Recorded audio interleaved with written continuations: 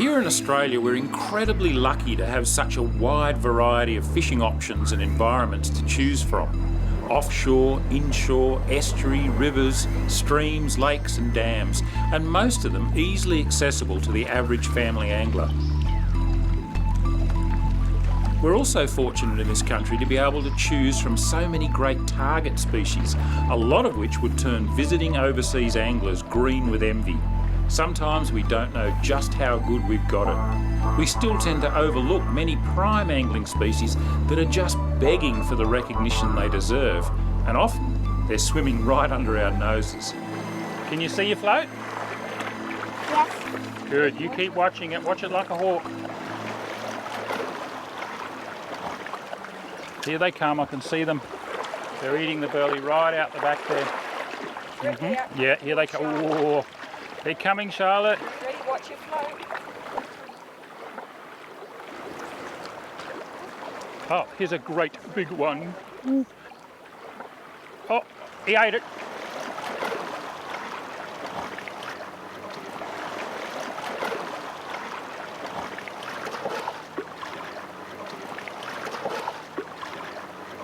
Oh, I haven't got him yet.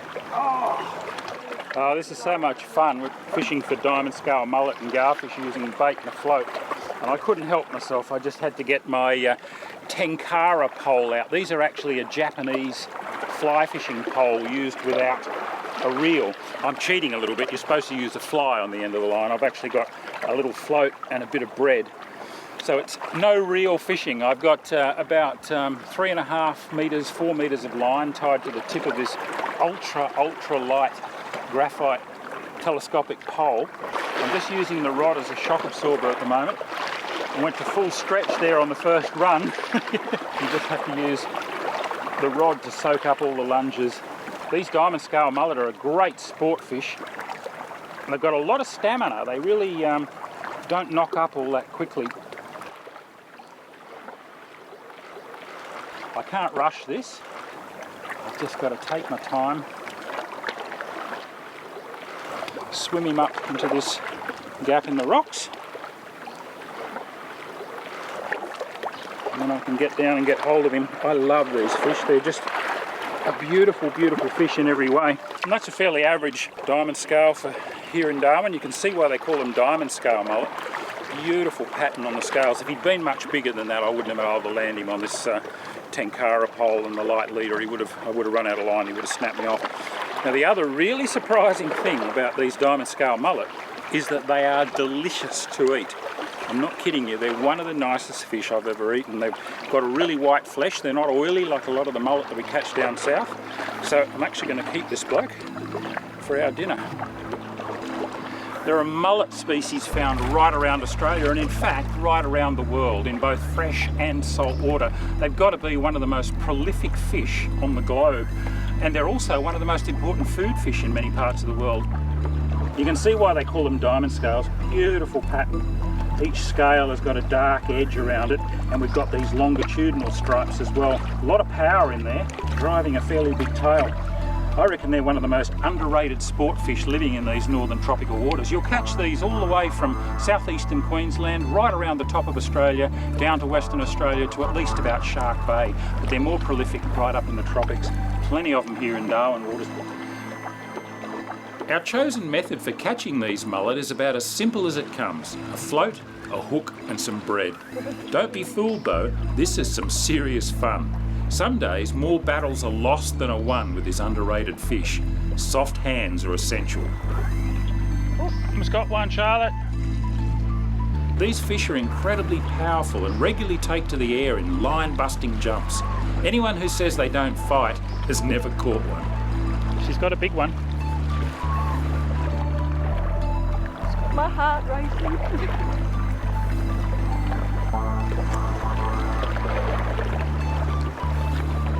It's a beauty.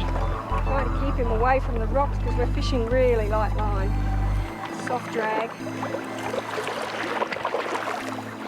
I've popped so many off. So don't wind him anymore, just play him on that length of line. And oh, he's a ripper. Don't try and lift his head, just swim him up into this gutter. It's pretty exciting stuff. Oh, we haven't got him yet.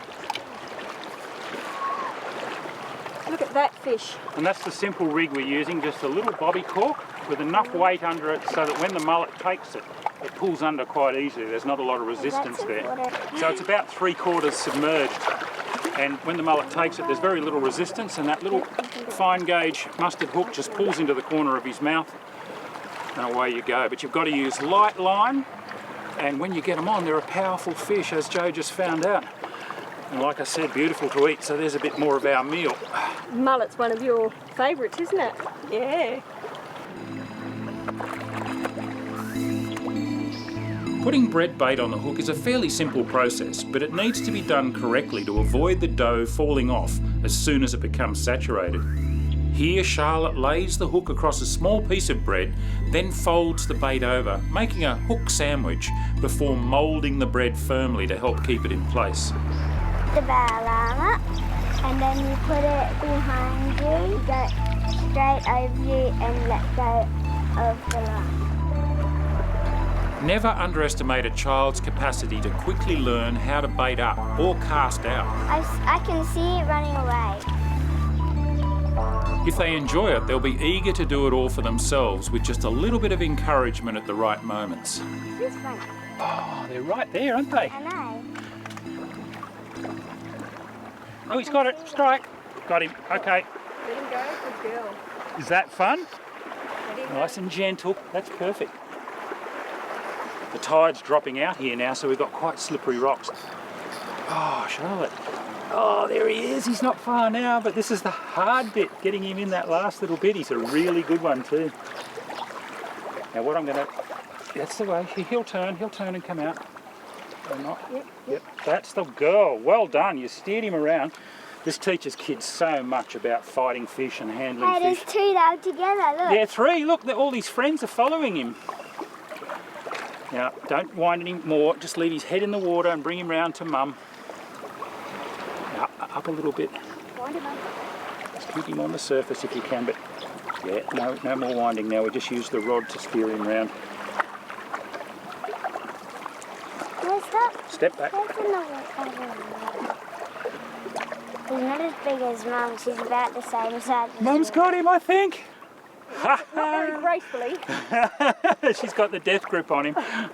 but we have a fish. Family fishing. How does that feel, Charlotte? Do you want to see your fish?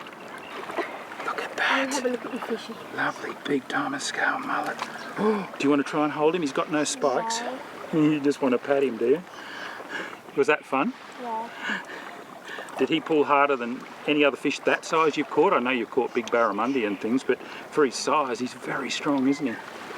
Now, you caught him, so you get to decide, do you want to eat him or let him go? Eat him. Yes, Good on her. There's absolutely nothing wrong with catching a feeder fish and taking them home, and it's a great thing to teach kids. I'm a big fan of catch and release, but I also believe we need to take fish home and eat them occasionally. Imagine touching it when he's alive. I like pulling the fish in, and I like casting my rod out, and it's fun catching the fish because you have to pull the rod up, and when you catch the fish you can hold it and take photos, and you can pat it and see what it feels like. It's just such a great experience for kids to get them into fishing at this age. Charlotte's just about to turn 8.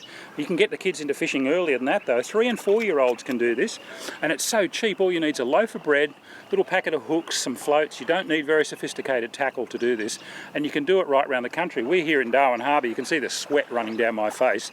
It's pretty warm. Jo's just hooked up over here in the background. Look at that. Big kids enjoy this as well.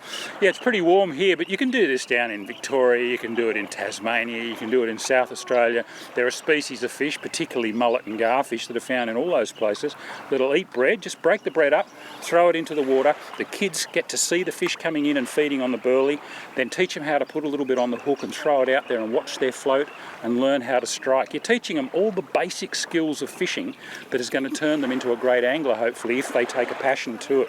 And you can also teach them about conservation, abiding by bag limits and size limits, and then you can take the fish home, cook them up and eat them, and they get the whole experience. I think it's something that not enough of our kids are getting these days.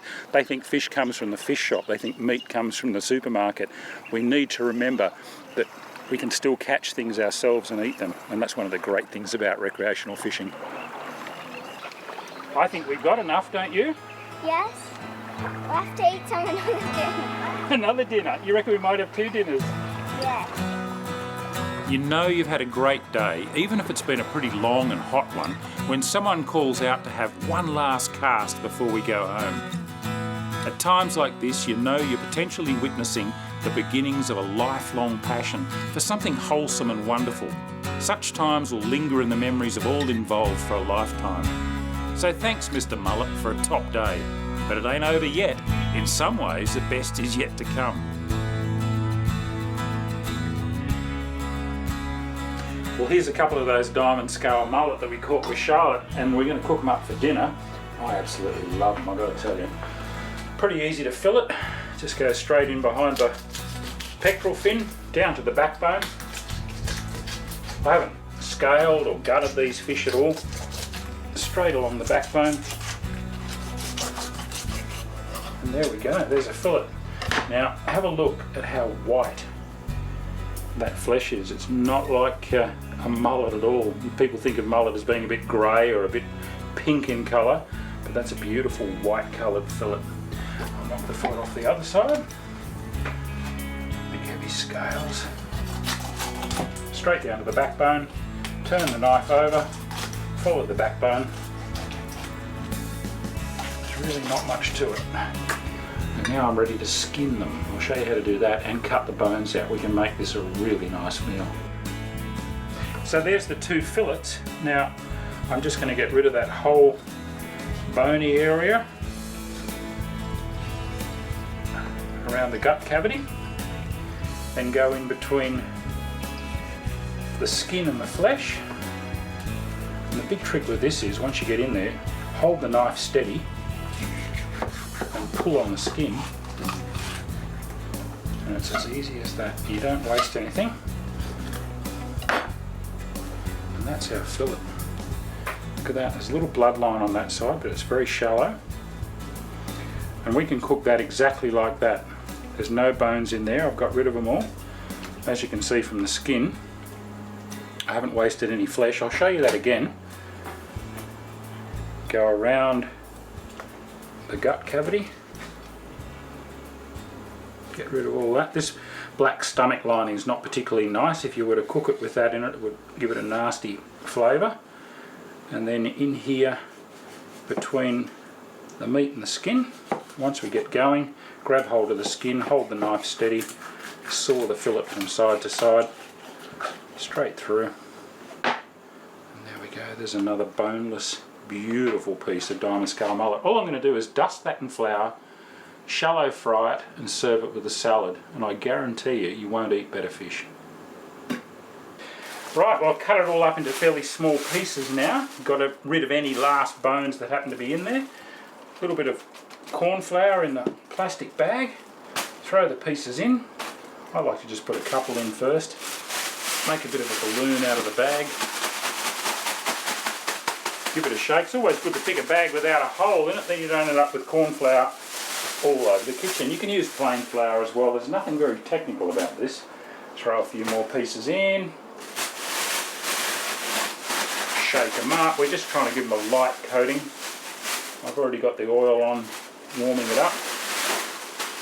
Once I've got a few pieces coated up in there, we'll put them in the oil. The big secret is not to put too much fish in the oil at one time and bring that temperature down. You want to keep the oil nice and hot, and each time you put a piece of fish in there, it drags the temperature down. So just do 4 or 5 pieces at a time. Take them out, let them just dry out on a piece of absorbent paper. Stick them in the oven if you wanted to keep them warm, and serve them with some salad. I think people are going to be pretty impressed with this.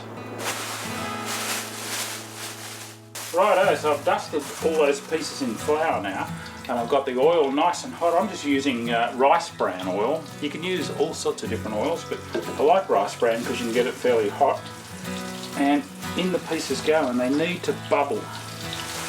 You want to hear them fizzing and bubbling. You don't want the oil to be soaking into them. But remember what I said about not putting too many pieces in, because you don't want to drag that temperature down too much. So I'll get a few pieces in there. It's already smelling pretty good.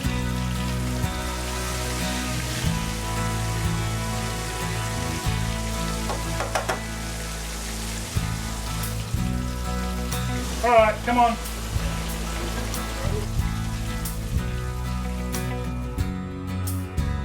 Ouch, that's still a bit hot.